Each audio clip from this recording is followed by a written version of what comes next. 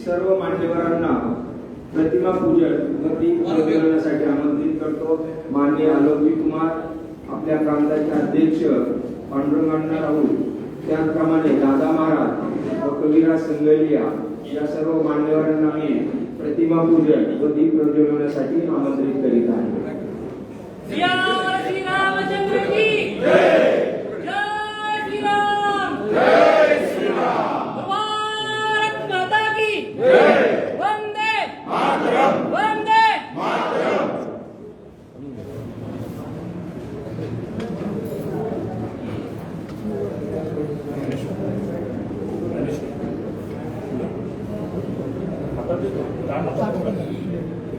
घोषणा द्यायच्या आहेत। जय श्री राम, जय श्री राम, जय जय श्री राम, जय जय श्री राम। महर्षि वाल्मीकि ऋषि की जय। महर्षि हनुमान की जय, बल भगवान प्रभु रामचंद्र की जय, छत्रपति शिवाजी महाराज की जय, भारत माता की जय, हर हर महादेव।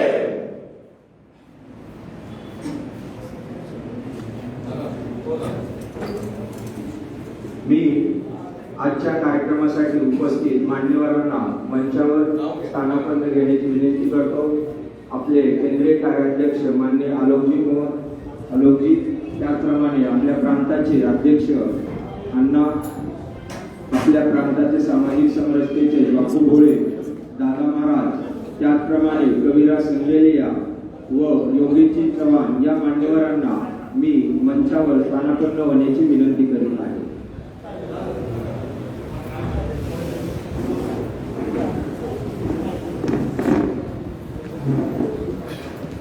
आज महर्षी वाल्मीकि यांची जयंती आहे।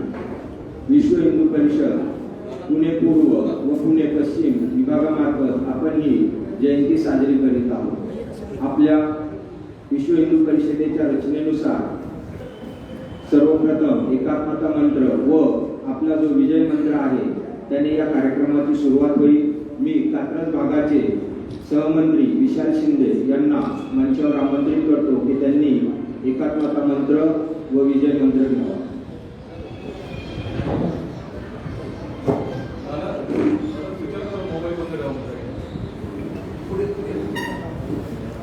उपस्थित सर्वांना विनंती आहे की आपले सर्व ब्रह्मध्वनी सायलेंट मोडमध्ये ठेवावे किंवा बंद करावे।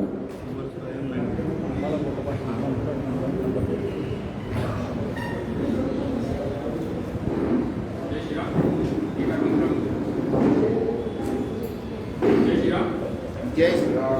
सर्वांनी एकात्मता मंत्र यं वैदिका मंत्र ऋषभपुराण, यं वैदिका मंत्र ऋषभपुराण, इंद्रं यमं विश्वानमाहो वेदान्तिनो निर्वचनीयमेकं यं ब्रह्म शब्देन विकीर्तिसन्ति शैवायमेशं शिवैक्यवोचं यं वैष्णवा विष्णुरी कुर्वन्ति उद्धस्तथा हरिबोधजैना सत्श्रीयकाले विदति प्रसन्ता शास्त्रेति केति प्रभुति कुमारा स्वामीति मातेति पितेति भक्त्या यं प्रार्थयन्ते जगदीशदारं स एक एवं प्रभुं द्वितीयम्। श्री राम जय राम, जय जय राम, श्री राम जय राम, जय जय राम, श्री राम जय राम, जय जय राम, श्री राम जय राम, जय जय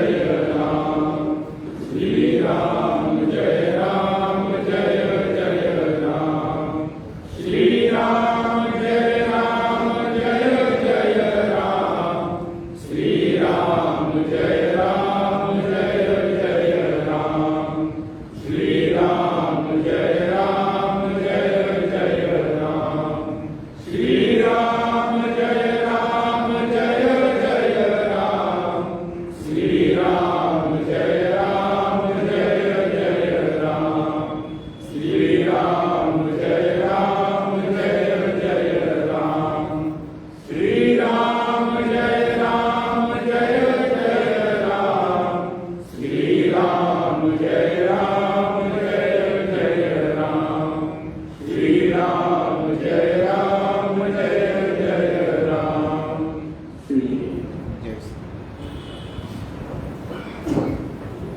भारत माता की जय. धन्यवाद विशालजी.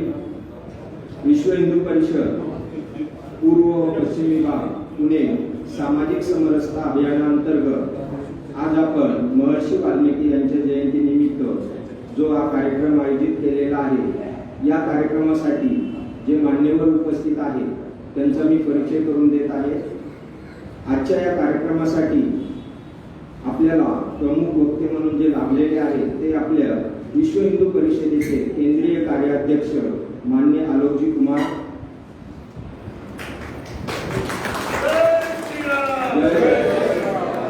आलोकजी सर्वोच्च न्यायालयात वरिष्ठ अधिवक्ता म्हणून काम पाहतात. आलोकजींचा जन्म 1952 मध्ये उत्तर प्रदेशातील बिशोली या गावात झालेला आहे. त्यांचे शिक्षण देशबंधू कॉलेजमधून राज्यशास्त्र विषयात त्यांनी BA पर्यंत शिक्षण घेतलेले आहे. त्यानंतर दिल्ली युनिव्हर्सिटीमधून कायद्याचे शिक्षण त्यांनी पूर्ण केलेले आहे. ते संघाचे प्रचारकही आहेत.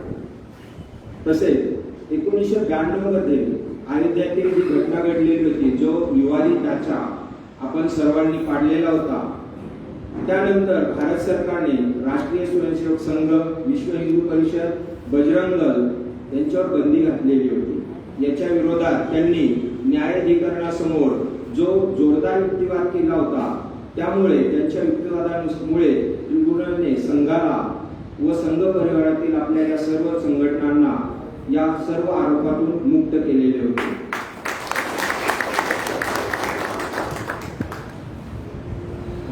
आजच्या कार्यक्रमासाठी जे दुसरे मान्यवर उपस्थित आहेत ते म्हणजे आपल्या विश्व हिंदू परिषदेचे पश्चिम महाराष्ट्र प्रांताचे अध्यक्ष माननीय पांडुरंग अण्णा राऊत. अण्णा हे श्रीनाथ मस्कोबा साखर कारखान्याचे अध्यक्षही आहेत. तिसरे जे मान्यवर व प्रमुख पाहुणे आहेत ते म्हणजे माननीय कविराजजी संगेलिया. कविराजजी संगेलिया हे अखिल भारतीय वीर रतनसिंह चावरिया प्रतिष्ठानचे अध्यक्ष आहेत. तसेच त्यांनी मेहतर वाल्मिकी महासंघ महाराष्ट्राच्या अध्यक्षपदी भूषवलेले आहे. चौथे जे प्रमुख पाहुणे आहेत ते म्हणजे योगेशजी चव्हाण. योगेशजी हे श्री गोगादेव विकास समिती महाराष्ट्र राज्याचे पुढचे जे आपले मान्यवर आहेत ते म्हणजे ईश्वर बुवा उर्फ दादा महाराज. दादा महाराजांचे वास्तव्य सांगली जिल्ह्यात आहे. काश्मीरमध्ये 1990 पासून सलग 6 वेळा त्यांनी राष्ट्रध्वज व भगवा ध्वज फडकवण्याचे काम केलेलं आहे आणि ते आता आपल्या विश्व हिंदू परिषदेचे काम करतात. या सर्व मान्यवरांचा आपण सन्मानही करणार आहोत. आजच्या आपल्या या कार्यक्रमाचे जे प्रमुख वक्ते आहेत आपले विश्व हिंदू परिषदेचे केंद्रीय कार्याध्यक्ष माननीय आलोकजी यांचा सन्मान करण्यासाठी मी आपल्या प्रांताचे अध्यक्ष अण्णांना विनंती करीत आहे.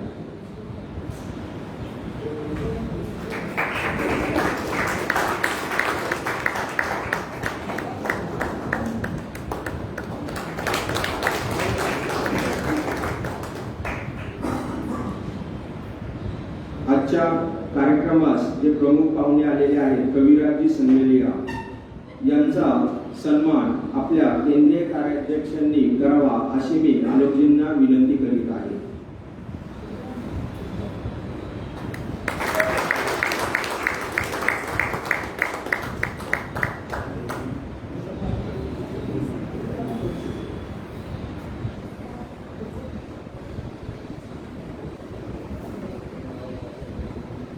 एक परिचय करून द्यायचा राहिलेला आहे.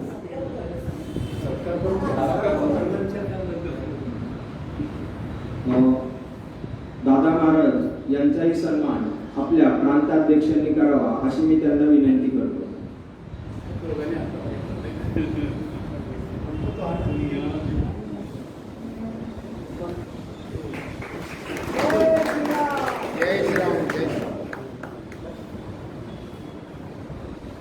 मंचावर आपल्या प्रांताचे सामाजिक समरसताचे जो आयाम आहे त्याचे प्रमुख बापू भोळे आहेत.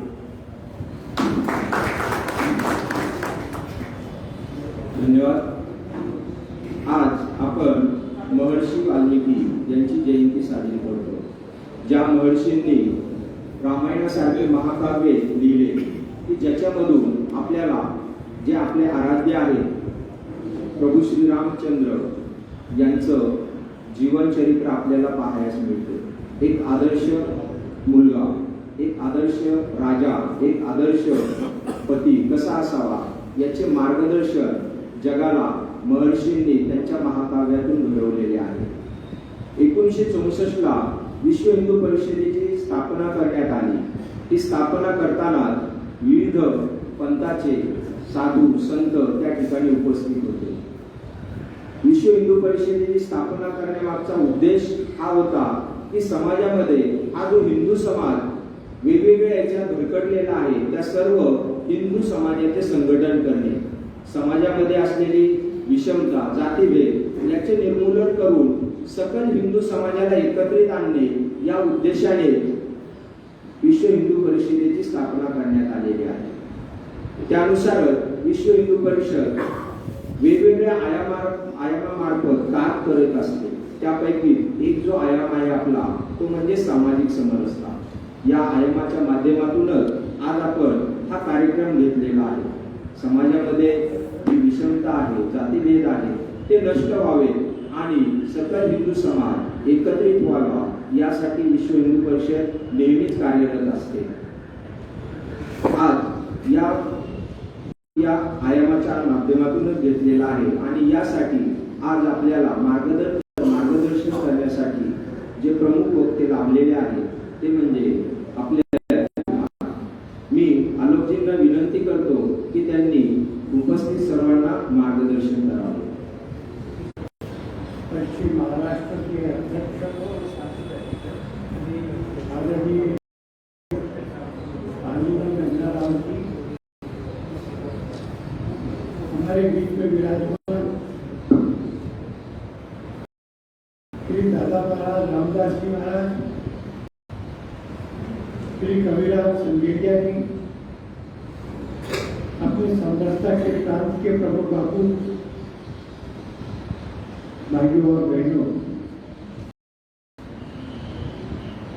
आज शरद और ये आनंद का दिन इसलिए है कि आज भगवान वाल्मीकि की जयंती भी। भगवान वाल्मीकि आदि कवि कहे जाते हैं। उन्होंने देखा कि एक क्रौंच पक्षी नर और मादा खेल रहे थे। एक शिकारी ने बाण चलाया, नर मर गया, मादा उसके दुख में शोक में क्रंदन कर रही थी, चिल्ला रही। एक नाराजगी का, एक करुणा से भरा हुआ दो लाइनों का वाक्य महर्षि के मुख से निकला और वो आश्चर्य में पड़ गए, मैंने क्या बोला ये?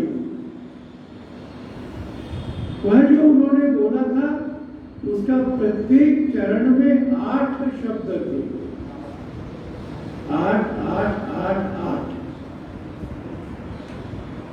और उसको स्वर में गाया जा सकता था। नारद प्रकट हुए, महर्षि को प्रणाम किया और प्रणाम करके ये निवेदन किया कि भगवान आपने जो बोला है यह कविता है, यह विश्व की पहली कविता का पहला श्लोक है, इसलिए आप आदि कवि हैं। और मैं आपसे विनती करता हूं कि विष्णु रामावतार लेके उतरेंगे धरती पर, उनका चरित्र मर्यादा पुरुषोत्तम का होगा। विश्व के सब मानव अपना जीवन जीने के लिए उनकी ओर देख सकेंगे। मैं विनती करता हूं आप राम कथा लिखिए। उन्होंने रामायण लिखी और क्योंकि उन्होंने हमको राम कथा दी, इसलिए दिल्ली में सब रामलीलाओं में जो पीछे का पर्दा रहता है उसमें सबसे ऊपर भगवान वाल्मीकि विराजमान रहते हैं। जो आरती होती है वो राम दरबार की भी होती है, भगवान वाल्मीकि की भी होती है। और वो भगवान अपने तप से हुए थे। कभी कभी आप पूजा में बैठते होंगे, खाना खाने बैठते होंगे, कुछ काम कर रहे होते होंगे और कहीं से केवल एक मक्खी आ जाए तो वो मक्खी आपका ध्यान कितना बढ़ाती है, काम करना मुश्किल हो जाता है। पर आप कल्पना करिए कि यह वाल्मीकि जब तपस्या करने बैठे, समय बीतता गया, सब जगह से मिट्टी उनके शरीर पर जमा हो गई, किसी किसी में अंकुर फूट करके छोटा पौधा निकल आया, दीमक ने उसमें बामियां बना ली। इनकी तपस्या भंग नहीं। कैसी ये काम करता है? ये जो वाल्मीकि शब्द है ये वाल्मीकि के लिए भी आता है, दीमक की वाल्मीकि के लिए। तो उनको आकाशवाणी हुई, उठो महर्षि, अपनी तपस्या से आप स्वयं भगवान। वेदों में उन्हें कुलपति कहा गया है। कुलपति भाव होते थे जिनके बहुत बड़े आश्रम होते थे, हजारों विद्यार्थी शिक्षा लेने आते थे, उनके रहने का, भोजन का, शिक्षा का उत्तम प्रबंध बिना मूल्य के, बिना फीस के होता है। और इसलिए ये उचित है कि उनकी जयंती का हम सब लोग मिल करके आनंद मनाएं, उनको प्रणाम करें, उनके रामायण को प्रणाम करें। भगवान राम के जीवन में ऐसा आता है कि जब वो वनवास में गए तो वाल्मीकि आश्रम में उपदेश ग्रहण किया, जब वो लौट कर आए तो भी। और ऐसे वो थे, इसलिए मेरे पास में कुछ वाल्मीकि समाज के लोग आए, उन्होंने मुझे पूछा कि अयोध्या जी में राम मंदिर बन रहा है, वो जो परिसर है 67 एकड़ का, क्या उस परिसर में हनुमान जी का भी मंदिर बनेगा? मैंने कहा कि इसमें क्या सवाल है?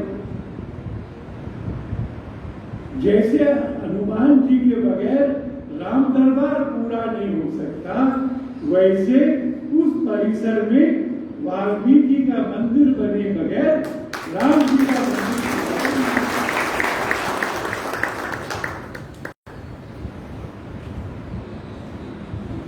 इसलिए हम उनको स्मरण करते हैं। और जब हम उनको स्मरण करते हैं तो अपने समाज की स्थिति को भी स्मरण करते हैं। अम्बेडकर से भी शुरू कर सकते हैं। कल्पना करिए आपके घर में या पड़ोस अड़ोस में एक 5-6 साल के बच्चे, जिसके घर में खुद 5-6 साल का बच्चा होता है, उसको ये कल्पना करना ठीक रहेगा। और वो आकर के अगर आपको स्कूल से बोले आपका पोता दादू मैं अपना पाठ याद करके जाता हूं, टीचर सवाल पूछते हैं, मैं हाथ खड़ा करता हूं, वो मेरे से सवाल क्यों नहीं पूछता? मैं होमवर्क पूरा करता हूं, वो मेरी कॉपी क्यों नहीं पकड़ता? अपने घर का पोता अगर आपसे पूछूं, जहां सब लोग अपना टिफिन बॉक्स रखते हैं, मैं अलग क्यों रखता हूं? जहां सब लोग पानी पीते हैं, मैं क्यों नहीं पी सकता हूं?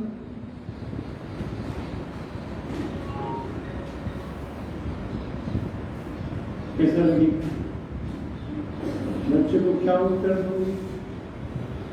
अपने मन को कैसे समझाओगे? और ये भेदभाव केवल तब नहीं था जब वो स्कूल में पढ़ते थे। जब वो डॉक्टरेट होकर आ गए अमेरिका से, और उस समय अमेरिका से इकोनॉमिक्स में डॉक्टरेट किया, ऐसे भारत में लोग गिनती दो लायक थे। उनको बड़ौदा में नौकरी दी राजा ने, राजा की स्कॉलरशिप से गए थे।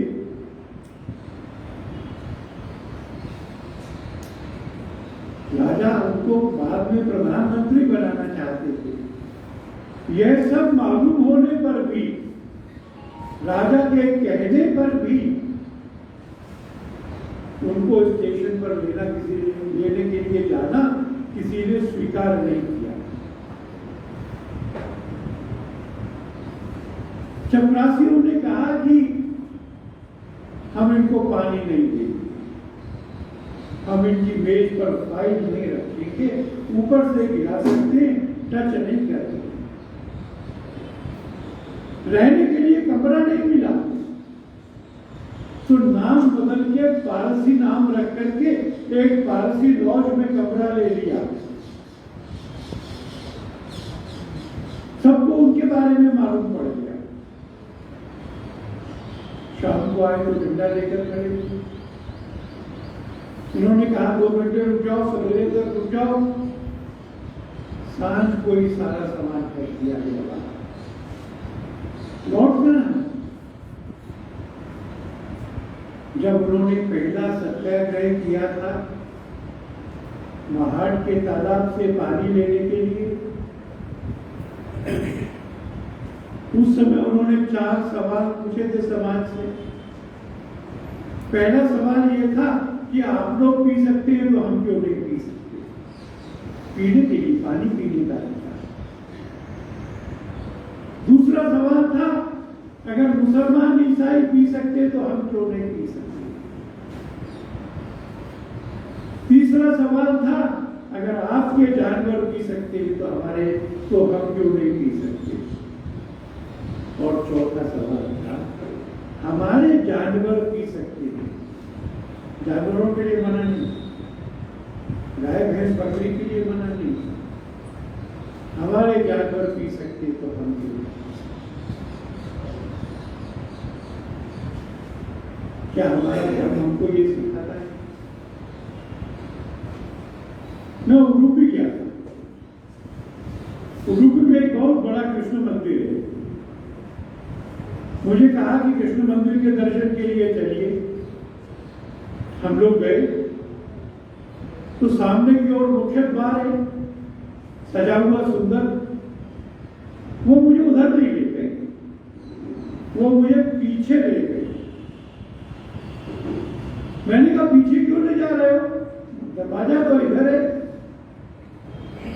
खैर हम पीछे गए, मंदिर के पिछवाड़े में गए। मंदिर के पीछे की दीवार में एक बड़ा छेद है। कहते हैं कि भगवान के दर्शन करो। हमने कृष्ण के दर्शन किए। वो अपने आसन पर बैठे हुए नहीं है, वो खड़े हुए। वो मंदिर में सामने की ओर नहीं देख रहे, वो पीछे मुड़ करके उस खिड़की में से देख रहे। मैंने कहा ऐसा क्यों हो रहा है? उन्होंने दूसरी तरफ देखा है। भगवान की दृष्टि के सामने एक मूर्ति सी हाथ जोड़कर खड़ी थी। कहने लगे कन्हन है। ये उस जाति का है जिसको उस जमाने में अछूत कहते थे। पंडितों ने नहीं आने दिया अंदर, मंदिर के पीछे चला गया, तपस्या कर, भगवान के भजन गाने लगा। एक दिन बीत गया, 2 दिन बीत गए, रो रहा था, भजन गा रहा था, जोर के शोर की आवाज हुई, भगवान खड़े हो गए, खड़े होकर के पीछे की ओर मुड़ के कन्नन की तरफ देखा, मंदिर की दीवार का हिस्सा गिर गया और भगवान ने कन्नन को दर्शन दिए, कन्नन ने भगवान के दर्शन किए और उसके बाद भगवान वापस मुड़ के अपने आसन पर आज तक नहीं। मैंने ये कहानी तमिलनाडु में सुनाई। उन्होंने कहा हमारे यहाँ एक नंदनाथ था, उसको भी अंदर नहीं आने दिया। वो सड़क पर से भगवान की पूजा कर रहा था। शिवलिंग के बाहर, शिवलिंग के सामने बड़ी नंदी की मूर्ति थी। नंदी की मूर्ति के कारण इसको शिवलिंग के दर्शन नहीं हो रहे थे। गर्जना हुई और बड़ा वो नंदी सड़क करके साइड में हो गया। भगवान ने नंदनाथ को खुले दर्शन दिए। आप घर जाए तो गूगल पर इनका नाम डालिए। तमिलनाडु के लोग तमिल में जो भजन गाते हैं उसमें 1/3 भजनों में नंदनाथ का नाम आता है। उस पर फिल्में बनी है, 3 घंटे की फिल्में बनी है। कर्नाटक के लोग जो भजन गाते हैं वो कन्नन के बनाए हुए, उस पर फिल्में बनी है। तो ये भेदभाव मनुष्य ने तो नहीं बनाया, भगवान ने तो नहीं बनाया। जब केवट मिलने गए राम जी को पैर छूने के लिए तो राम जी खड़े हो गए और केवट को हाथ फैलाकर कहा आओ गले मिले। केवट ने कहा प्रभु मेरी जाति। राम ने उत्तर दिया है, रामचरितमानस में लिखा है, विनय पत्रिका में लिखा है। राम ने उत्तर दिया मैं जाति में छोटा बड़ा नहीं मानता, मैं केवल प्रेम का रिश्ता। तो जो लोग ये फर्क करते हैं वो कौन से धर्म को मानते हैं? इसलिए मुझे किसी ने कहा कि समरसता का मतलब क्या है। मैंने उन्हें कहा कि श्रीमद् भगवद गीता में कहा है समम सर्वेषु भूतेषु तिष्ठन्तं परमेश्वरम्। भूत का मतलब मनुष्य, सर्वेषु भूतेषु का मतलब है सब मनुष्य। तिष्ठन्तं परमेश्वरम्, तो सब भूतों में, सब मनुष्यों में, सब मानवों में भगवान निवास करते हैं। यहाँ भी करते और वहां भी तो करते। इसलिए मैंने कहा समरसता का मतलब है इस पूरे समाज में, इस सृष्टि में ब्रह्म देखने का अभ्यास करना। सब में, सबके हृदय के भगवान के दर्शन कर सकना, यह आध्यात्मिक अभ्यास है, ये मोक्ष का मार्ग। और जैसे जैसे राम जी का मंदिर अयोध्या में बन रहा है, अब तो अगले साल पूरा भी हो जाएगा, वैसे वैसे हमारे हृदय में भी मंदिर बनना चाहिए। वैसे वैसे हमारे हृदय में भी समता पैदा होनी चाहिए, जिसमें सबके अंदर के भगवान के दर्शन हम कर सकें। ये ऊंच नीच का भाव तो चले जाना चाहिए। और इसके लिए हम केवल जयंतियां इकट्ठे नहीं मनाते, त्योहार इकट्ठे नहीं मनाते, हम ये भी सोचते हैं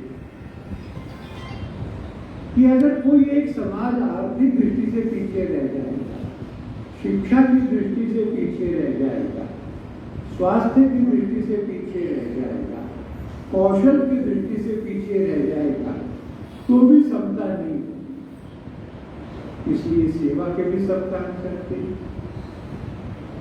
झुग्गी झोंपड़ी में रहने वाले लोगों को रोजगार मिले, अपना व्यापार, अपना उद्योग उसका कौशल मिले, चलाने के लिए बैंक से ऋण मिले, वो आगे बढ़े और केवल नौकरी मांगने नहीं जाए।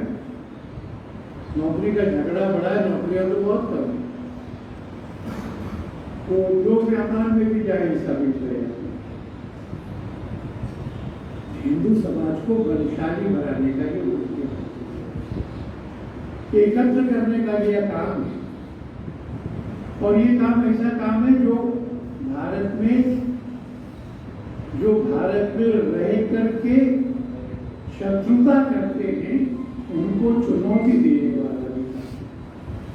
हमने पिछले दिनों बहुत सारे जुलूस देखे थे, अखबारों में भी पढ़ा था। जो हमारे नबी की ओर आंख उठाएगा आंख फोड़ देंगे, जबान निकालेगा जबान काट देंगे, सिर उठाएगा सिर धड़ से जुदा कर देंगे। हमने उन्हें कहा था कि ये भारत में चल नहीं सकता। भारत में 1400 साल पुराना शरई का कानून नहीं चलता है, चलेगा भी नहीं। अगर तुम कहते हो कि नुपुर ने गलती की है तो FIR हो गई है, पुलिस जांच करेगी, कोर्ट फैसला करेगी। कोई भीड़ जुलूस निकाल करके किसी का ना फैसला कर सकती है ना दंड दे सकती है। और बजरंग दल ने चेतावनी दी थी कि 10 जून को कर लिया तो कर लिया, अगर आगे से दोबारा आओगे तो आत्मरक्षा के अधिकार में हम मुकाबला करें, और फिर जो होगा उसकी जिम्मेवारी तुम पर होगी। 10 जून के बाद में कहेंगे कन्हैया और कोहले की बात, हत्या के बाद में एक फैशन बन रहा था, जो कोई भी नुपुर के बारे में लिखे उसको धमकी दो। हमने एक हेल्पलाइन बनाई और कहा जिसको धमकी आती है वो हमारे पास आ जाओ, FIR लिखाएंगे, जांच कराएंगे, और जो धमकी देगा वो याद रखे कि ये खेल नहीं है, गिरफ्तार होगा, मुकदमा चलेगा, जेल जाना पड़ेगा, और बजरंग दल सुनिश्चित करेगा ऐसा प्रत्येक व्यक्ति जेल जाए। 4 दिन में धमकियां बंद हो गई थी, 5वें दिन धमकी देना। देश की सुरक्षा की पंक्ति, देश की सेवा की पंक्ति, समरसता की आवाज, गाय के लिए, संस्कृत के लिए, वेद के लिए, समाज के सब लोगों की सामूहिक उन्नति के लिए। ये शताब्दी हिंदुओं की शताब्दी है, ऐसा हमारे ऋषियों ने बताया। 25 सालों में, इस अमृत काल में, ये समाज मिलकर अपने प्रयत्नों से सुनिश्चित करेगा कि भारत विकासशील देश नहीं, विकसित देश कहा जाएगा। दुनिया के सबसे ऊंचे सिंहासन पर भारत माता बैठेगी, उसके पुत्रों के नाते हम आनंद से रहेंगे और दुनिया के लोगों को भी कहेंगे कि विश्व में सुख और शांति का मार्ग देखना है तो भारत की ओर। इस शुभ काम के लिए, इस पवित्र काम के लिए हम सब लगे। आप सबसे भी आशीर्वादों की प्रार्थना करता हूँ। सब लोग आशीर्वाद दें, शुभेच्छा दें, थोड़ा समय भी दीजिए। अगर आप इंजीनियर हैं, अगर आप सॉफ्टवेयर जानते हैं, तो अपने पड़ोस की बस्ती में 10 बच्चों को कंप्यूटर सिखाने के लिए हफ्ते में 2 दिन 2-2 घंटे दे सकते हैं क्या? अध्यापक हैं तो पढ़ा सकते हैं क्या? बच्चे कंप्यूटर सीख जाएंगे, उनको नौकरी मिलेगी। अभी मैं एक जगह गया था, आजकल बहुत अच्छा लगता है लोगों को त्योहारों पर मेहंदी वाली को बुलाकर मेहंदी। उस नगर में मेहंदी लगाने वाले मुसलमान लड़के थे, उन्हीं को बुलाना पड़ता था। विश्व हिंदू परिषद ने वहां की झोपड़पट्टी की बच्चियों को ये काम सिखा दिया, उनका परिचय करा दिया। अब वो बच्चियां अपने घर के लिए कमाऊ भी हो गई, मुसलमानों का घरों में जाना बंद हो गया। इन सब कामों को करेंगे। देश भी अच्छा हो, हमको भी आनंद होगा। आपने सुना, आपका बहुत बहुत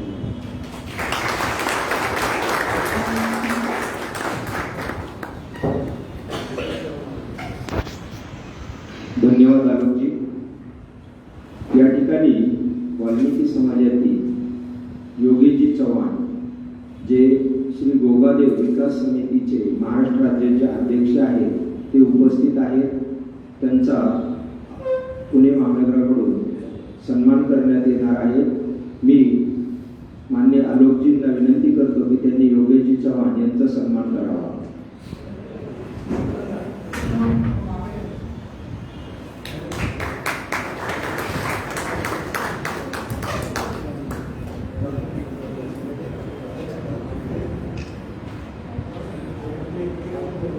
सियावर श्री रामचंद्र की जय.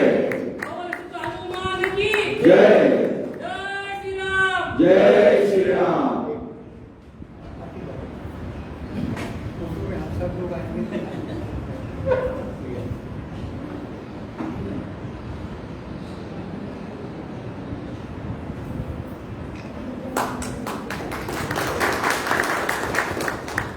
तसेच दादा साळुंके हे या ठिकाणी उपस्थित आहेत.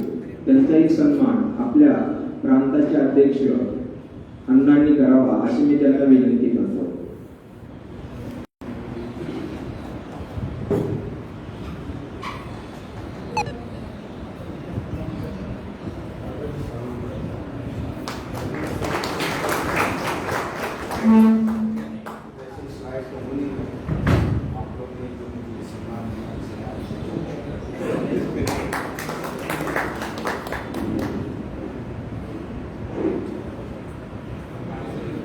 एक परिचय करून देतो. आपल्या विश्व हिंदू परिषदेचा पश्चिम महाराष्ट्र प्रांताचा जो आयाम आहे विशेष संपर्क प्रमुख, त्या आयामाचे प्रमुख माननीय किशोरजी चव्हाण या ठिकाणी उपस्थित आहेत.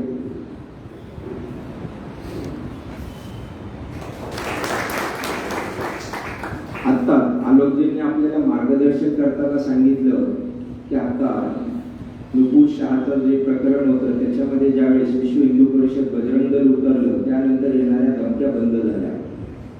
विश्व हिंदू परिषदेची स्थापना मुळात सकल हिंदू समाजाचे संघटन करण्यासाठी झालेलं आहे. व ज्या ज्या ठिकाणी हिंदू धर्मावर आणि हिंदूंवरती अन्याय अत्याचार होत असेल त्या त्या ठिकाणी आपला विश्व हिंदू परिषद बजरंग दलाचा कार्यकर्ता हा ठासून उभा राहतो.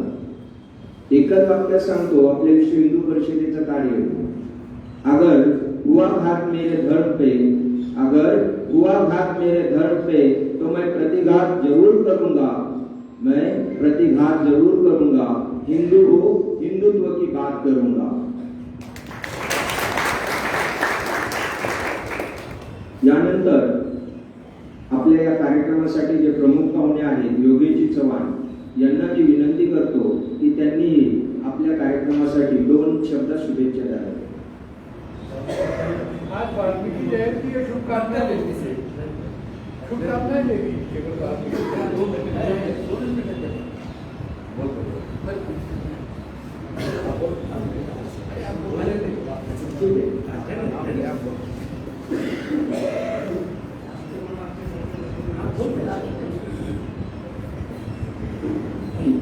कवेरी संजय यांना मी विनंती करतो की त्यांनी आजच्या कार्यक्रमासाठी शुभेच्छा द्याव्या.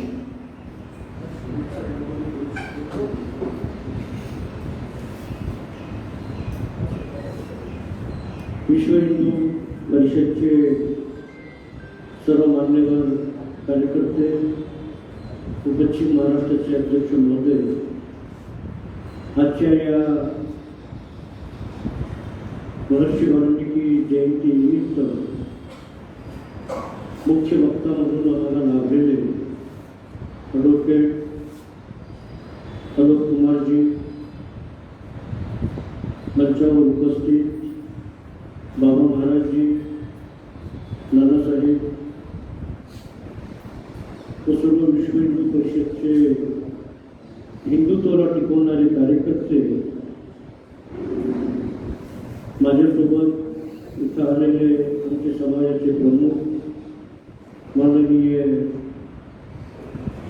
चिमचेंडी चालुक्य, बुगादो निशाणाचे भगत आदरणीय किशोरजी किराडे, बुगादो स्पोर्ट्स क्लबचे संस्थापक अध्यक्ष ज्यांचा पुणे शहरात फार मोठा कार्य आहे, श्री योगीजी चव्हाण, ज्यांच्यासोबत हिंदुत्व वाचवण्यासाठी अनेक धडे याच्यावर विचार विमर्श मी करत असतो, दीपकजी मंदे, माझे स्नेही मित्र, आता मी त्यांना पाहिलं, दिलीपजी जाधव, तो सगळं बंधू भगिनी.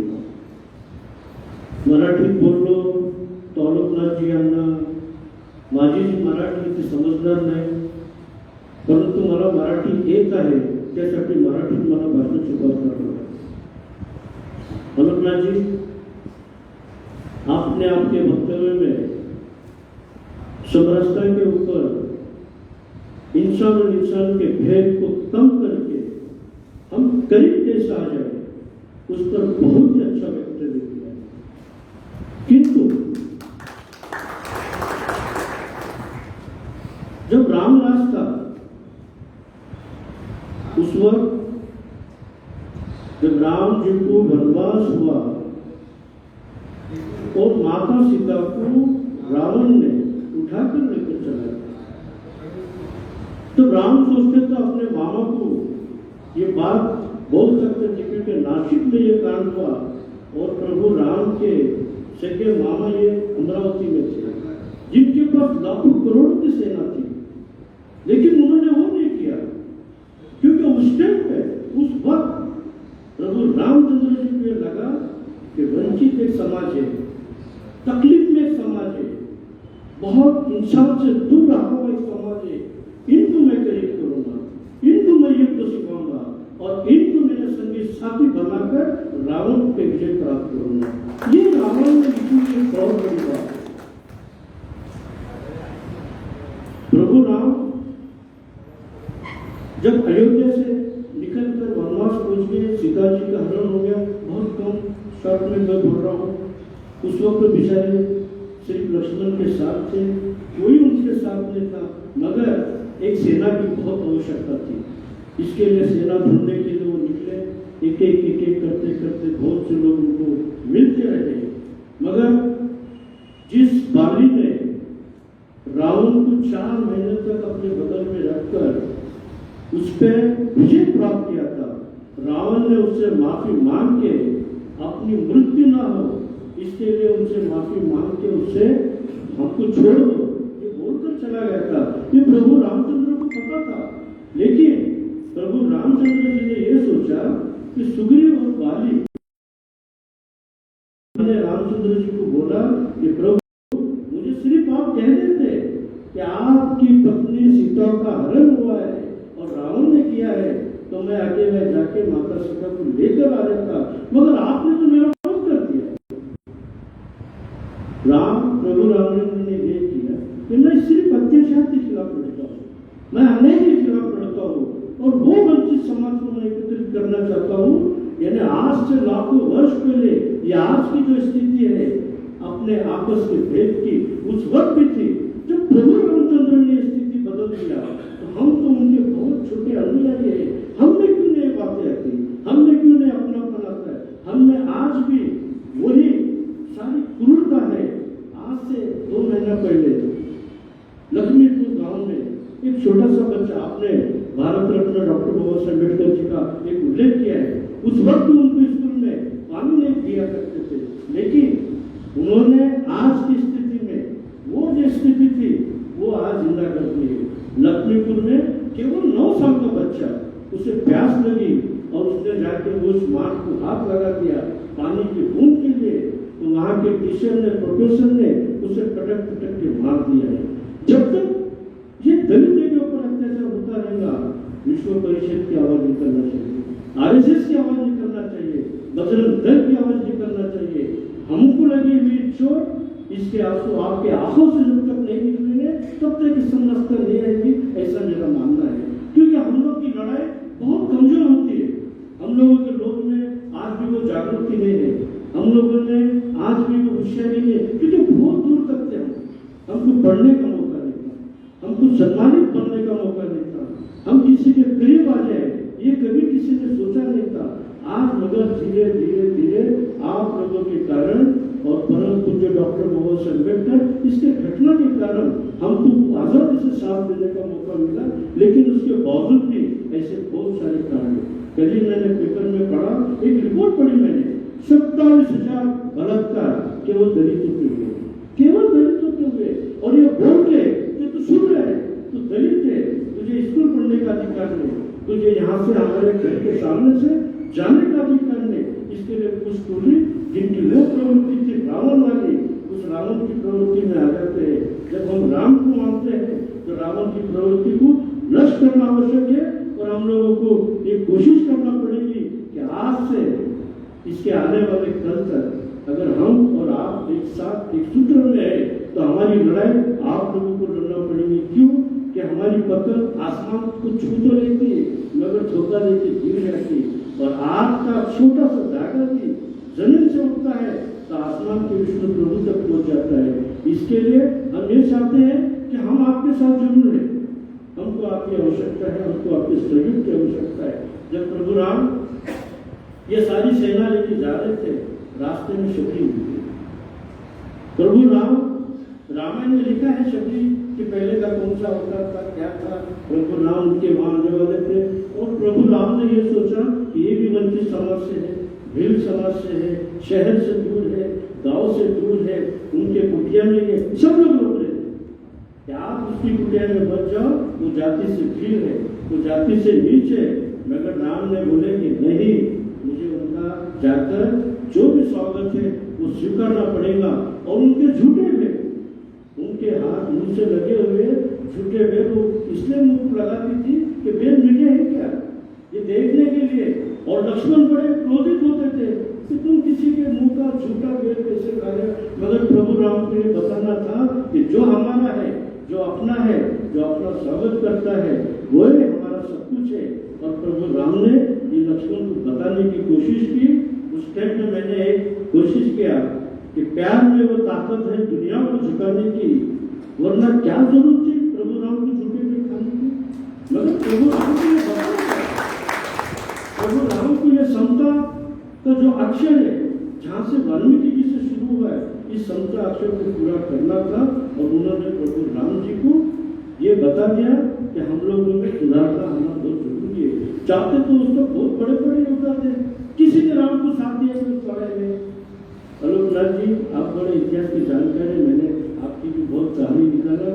जब मैंने सोच लिया कि आपके सामने मुझे वक्तव्य करना है तो मुझे कुछ पढ़ना पड़ेगा, मैंने आपके बारे में भी बहुत कुछ पढ़ा हूँ। और उसमें प्रभु राम ने यह सोचा कि मैं वंचितों को साथ में लूँ, मैं जो दुख और दर्द से भरे होंगे उनको साथ में लूँ, जिन पे बार बार अन्याय होंगे उनको साथ में लूँ और विजय प्राप्त करूँ। हम भी आपके साथ हैं, हम आपके साथ हो जाएंगे। आज तो है, मगर हो गए तो आपकी विजय नक्की है। जिस बात की हमको डर थी, अयोध्या में मंदिर बन गए, हमारे लोग भी उस कार सेवा में थे। बहुत लोग थे, 1, 2, 4, 10 ने, हजारों लोग थे। महाराज जी जानते हैं बात को, हजारों लोग हमारे लोग थे। सिर्फ हमको मौका दो, हमको मौका देंगे तो हमारे दिल में, हमारे खून में, हमारे शरीर में क्या है हमें बताने की कोशिश करेंगे। आज हालत ऐसी है कि हम चलो कुछ भेद चुन के कल काम आएंगे। हम सभी की झोपड़ी में कभी तो राम आएंगे,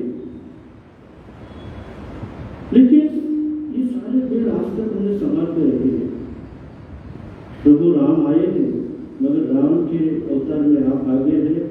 हमें बहुत उम्मीद है, बहुत आशा है कि आप हमारे समाज की जो व्यथा है वो समझ सकेंगे। हम आपके साथ हैं, साथ रहेंगे। भगवान गोगादेव जी का मंदिर राजस्थान में है। भगवान गोगादेव जी को हम बहुत मानते हैं। वो एक जमाने के योद्धा थे जिन्होंने सबसे पहला हिंदुस्तान में अगर समता लाना है, आपस की मतभेद मिटाना है, एक दूसरे के बीच प्यार बढ़ाना है, तो उन्होंने बहुत कोशिश की। इसलिए हम उनको भगवान मानते और उनके निशान को प्रतिमा के रूप में बिठाते। उस मंदिर में सभी का समावेश है, केवल रतन सिंह चावरिया जो हमारे जाति से थे उसका समावेश नहीं है। जब राजस्थान में बीजेपी सरकार थी तब से मेरी लड़ाई है कि एक छोटी सी मांग हमारी है, उस वक्त उन्होंने ये बोला था मुख्यमंत्री वसुंधरा राजे साहब ने कि ये मंदिर में रतन सिंह चावरिया क्यों जरूरी है, तो मैंने उसका सारा इतिहास खुलासा और बताया। तो उन्होंने बोला आवश्यक है और हम ये काम कर देंगे, मगर इत्तेफाक से वो सरकार चली गई, मगर सरकार आपके हाथ में है। ये एक काम हम 2016 से इस लड़ाई को लड़ रहे हैं, समूचा समाज पूरे हिंदुस्तान का इस लड़ाई को लड़ रहा है। केवल हम जाति से छोटे हैं, दलित थे, वाल्मीकि है, शायद इसलिए ये काम हमारा हो नहीं रहा, ये मैं समझ रहा हूँ। लेकिन विश्व हिंदू परिषद जिस काम में हस्तक्षेप करती है वो काम स्वर्गों को क्या जिसे चाहे उसे करना पड़ता है। तो मेरा आपसे निवेदन है कि मैं चाहता हूँ इस काम को भी आप एक बार मद्देनजर रखते हुए वहाँ की सरकार को ये बात बताएंगे। हमारे को सिर्फ विवादों की पूजा करना है, लेकिन हमारे समाज का जो अस्तित्व है रतन सिंह चावरिया के रूप में उसे एक बार देखना है कि आज से 1500 साल पहले हमारे भी लोग ये बात, आज से 1500 साल पहले गौ माता की हम भी रक्षा करते थे, आज से 1500 पहले हमारा कुछ और अस्तित्व था। सबसे पहले तो आप इतिहास जानते हैं कि हमारे लोगों ने दूसरों की विष्ठा उठाना पसंद कर लिया, मगर इस्लाम नहीं बने। कोशिश करने के बाद इतना सब कुछ हम लोगों ने त्याग करने के बाद भी अगर हमारे लोगों के लिए आज भी लोगों की देखने के नजरिए में बदल नहीं हो रहा तो हम लोगों को बड़ा दुख होता है। आज मुझे बड़ी खुशी है मैं कम से कम आपके लाइन में आकर बैठा हूँ, मगर ये खुशी को बरकरार रखे ऐसी आपसे उम्मीद है। जय हिंद, जय श्री राम।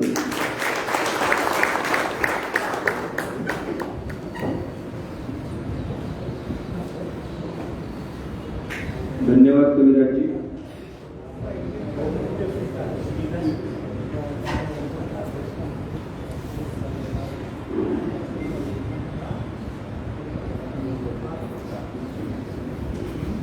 या ठिकाणी वाल्मिकी समाजाचे पत्रकार अनिल सिंग उपस्थित आहेत, त्यांचाही सन्मान करण्यात येत आहे।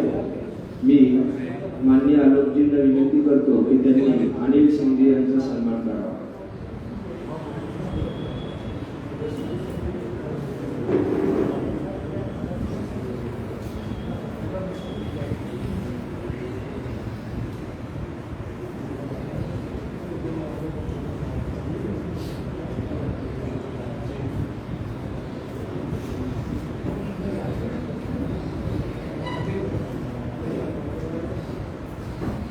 जय श्री राम, जय जय श्री राम।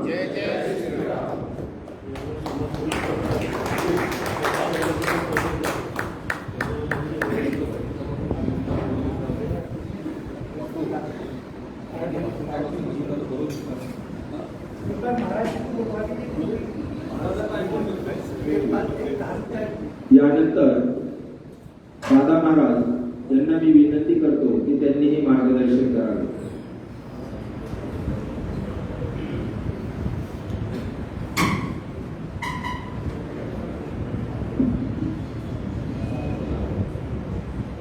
जय जय रघुवीर समर्थ गणेश शाला सुखरो संत सज्जना कुलेश्वर सर्वै माझा रघुवीर सद्गुरुपे श्रीराम। जय जय रघुवीर समर्थ गणेश शाला सुखरो संत सज्जना कुलेश्वर सर्वै माझा रघुवीर सद्गुरुपे श्रीराम। जय जय रघुवीर समर्थ उपासनेला दृढचार व्हावी भूदेव संतासी सदा नमावे सत्कर्म योगे वैहार व्हावे सर्वामुखी मंगल बोल व्हावे श्रीराम। जय जय रघुवीर समर्थ। आज पुण्यभूमी पुणे नगरीमध्ये आज या वैशिष्ट्यपूर्ण या महान तपोभूमीमध्ये एक महान ज्ञानी अभ्यासू देशभक्त आदी केले नको सांगितले असे वैशिष्ट्यपूर्ण असलेले संघामध्ये विश्व हिंदू परिषदमध्ये बजरंग दलामध्ये खरं तर ही विश्वची माझी गर श्रीमती जय स्थिर किंबहुना चराचर आपण झाला आणि त्यामध्ये जे जे बेरीज बोलते ते म्हणजे भगवंत आकाशामध्ये सूर्य आहे त्यातील एक महान सूर्य आपल्या आज भाग्याला आलेले असे लोक जी करून मी 30-35 वर्षाला या सर्व बजरंग दल विश्व परिषद धर्मजागरण या विभागामध्ये आज सुद्धा घरवापसी सांगली जिल्ह्यामध्ये होती. पण 5 जणांची कोण काल आली कसल्याही परिस्थिती ऍडजस्ट करून तुम्ही यायलाच पाहिजे म्हणून सांगितलं. वेळ कमी आहे कारण त्यांना बोलायचं खूप आहे. 2-2, 3-3 तास 11 तास नॉनस्टॉप सलग दररोज 3 महिने 11 तास बोलायचं म्हटलं तरी त्याने इतकी अभ्यास भगवंतांनी केलाय, करून घेतलेला आहे. देवासाठी, धर्मासाठी, राष्ट्रासाठी, समाजासाठी म्हणजे सद्गुरूंनी सांगितले आणि ती करायला पाहिजे.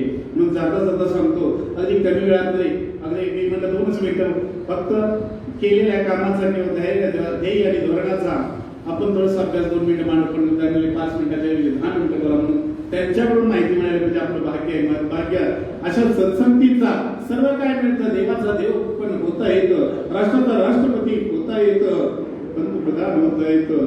पण राष्ट्रपती यांनी झेलसिंग यांचं जाता जाता नवे या ठिकाणी माजी पंतप्रधान अटल बिहारी वाजपेयी यांचं म्हणत जाता जाता मला सर्व काही करता आलं, मला सर्व काही उपभोग करता घेता आला, मला सर्वोच्च पदापर्यंत पोहोचता आलो पण संतांच्या शेळेपर्यंत पोहोचू शकलो नाही.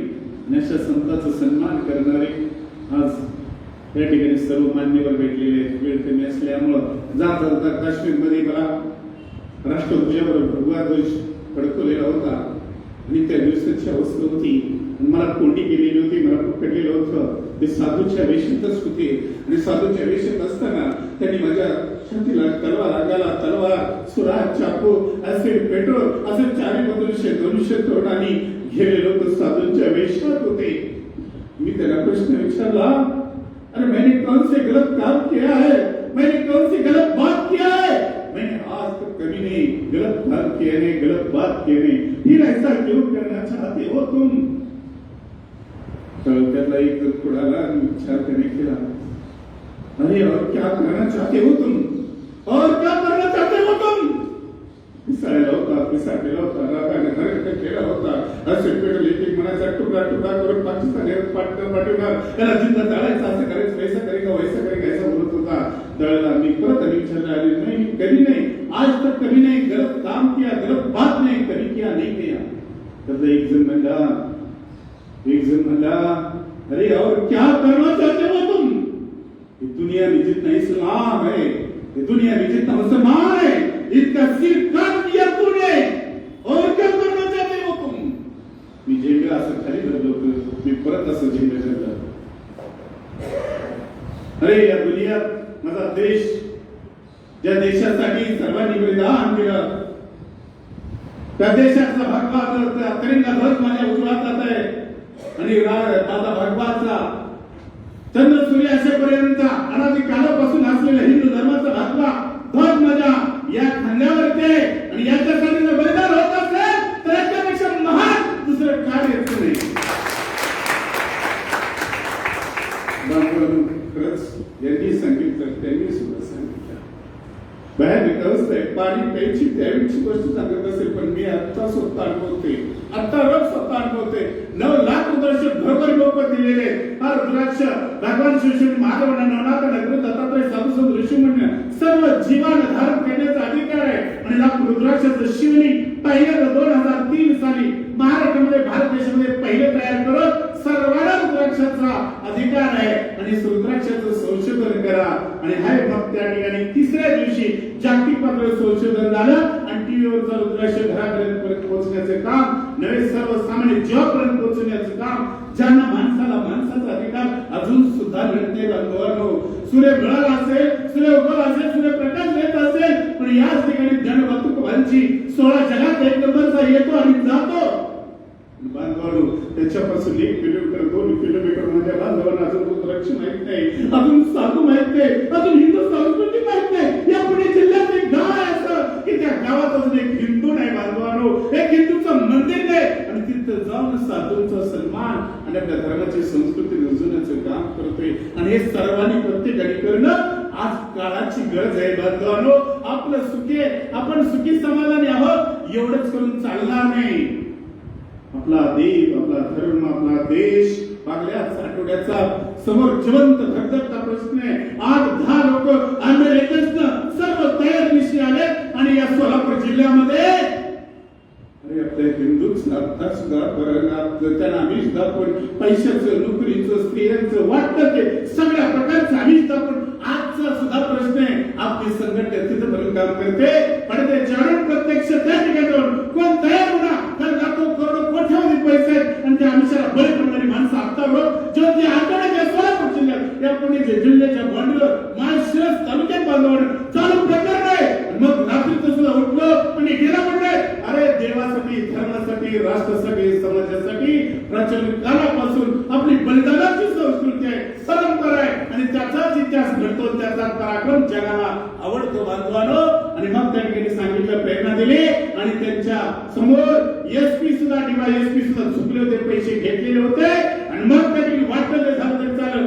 प्रकरण वाटतं त्या प्रकरण समोर आणायचं कारण 10-11 जण अमेरिकेचे प्रत्यक्ष धावले होते आणि मी धावलेला होता प्रत्यक्ष रेड हँड त्या ठिकाणी आपला कार्यकर्ता त्या ठिकाणी घुसलेला होता कार्य करत होते मग त्या ठिकाणी तसं प्रकरण चालू आहे बांधवणं मार्ग हटायचं नाही बांधवणं अशी भयानक स्थिती आहे बांधवणं मी जिथं राहतो तिथं 23 वर्ष झालं आम्ही सख्खे भाऊ आहोत आई बाप वारले बरी भावंड वारले समाजाची अवस्था भयानक अवस्था होती 1975-76 साली मला शाळेत कोपऱ्यात बसवलं जात होतं आज सुद्धा बांधवणं एवढा देवाचा धर्माचा देशाचा समाजाचे कार्य रात्र दिवस करतोय ढाच्या पडायला तिथं होतं दिल्ली संसद मांडव आंदोलन करणारा 3 आंदोलन करणारा आणि हिंदुत्वावर कट्टर बनणारा भयानक कार्य करणारा तुमच्या समोर आहे बांधवणं मला पटाला रस्ता नाही बांधवणं मला तिथे राहून द्यायचं नाही त्यावेळेला मला जिवंत ठेवायचं नाही 16 ऑगस्टला या ठिकाणी जगद्गुरु ज्ञानेश्वर महाराजांचा कार्यक्रम होता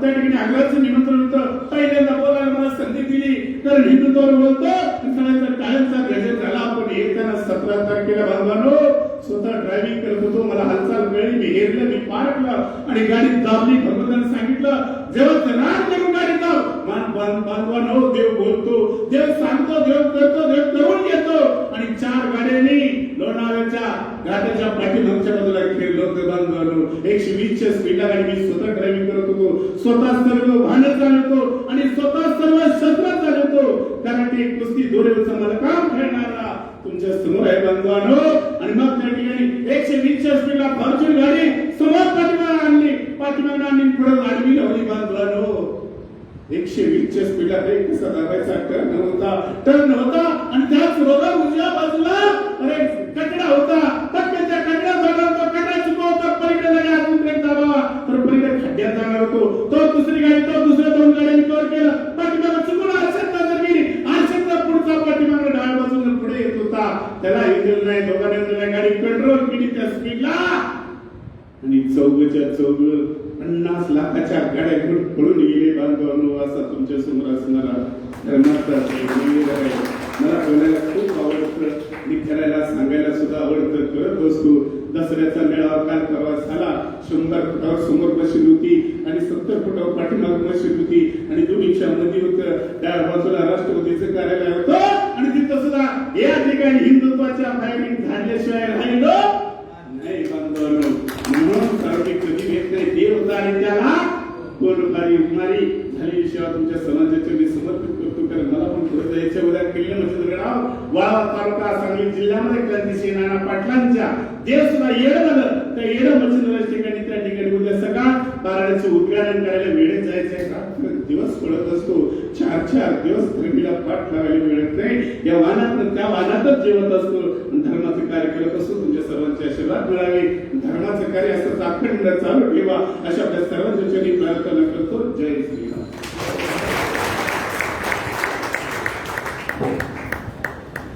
जय श्रीराम दादा महाराजांनी जे सांगितलं 1990चा काळ होता तो काश्मीर मधला विचार करा आता 370 कलम हटवलं म्हणून आपल्यासारखे जात असतील आता तिथं आपण राष्ट्रध्वज फडकवतो पण 1990च्या काळामध्ये काश्मीर मध्ये जाऊन आपला भगवा ध्वज आणि राष्ट्रध्वज फडकवण्याचं काम त्यांनी केलेलं आहे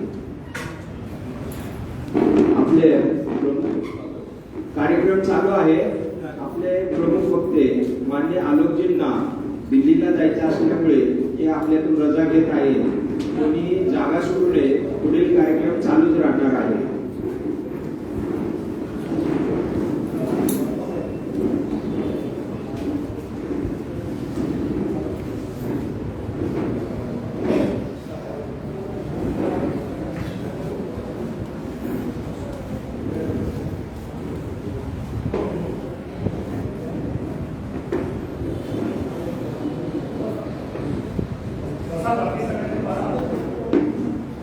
बाकीच्यांनी बसून द्यावे.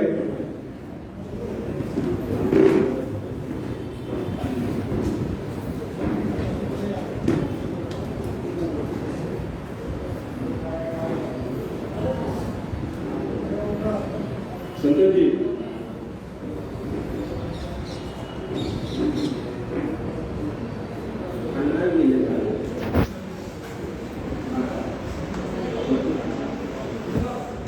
मी आपल्या पूर्व विभागाचे सहमंत्री संतोषजी अंडोळकर यांना आभार प्रदर्शन व शांती मंत्रासाठी आमंत्रित करतो.